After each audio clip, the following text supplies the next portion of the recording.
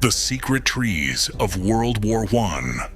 During World War I, the battlefields of Europe were a wasteland, fields torn apart by shells, the ground churned into mud, and the few remaining trees reduced to lifeless stumps. But among these shattered landscapes, some trees weren't what they seemed.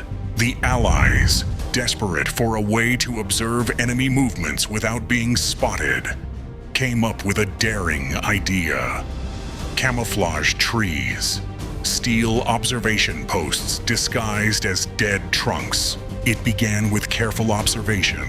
Camouflage artists and engineers, many of them painters and sculptors before the war, would find a real tree near the front line that had been blasted by gunfire, but was still visible to the enemy. They studied it closely, its shape, bark texture, broken branches, and took detailed sketches and measurements.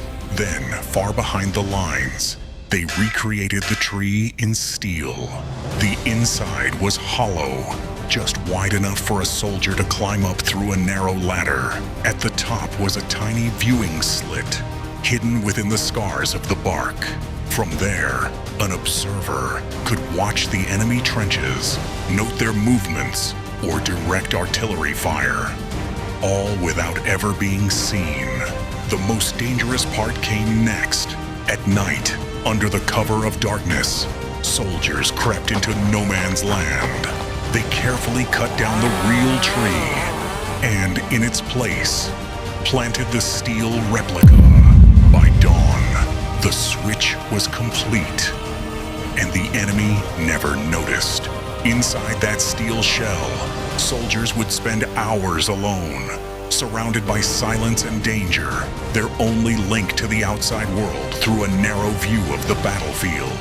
These camouflage trees were feats of creativity and courage, blending art, engineering, and espionage in one. They remind us that in the chaos of war, even something as ordinary as a tree could become a weapon of strategy and survival. Like, share, and subscribe.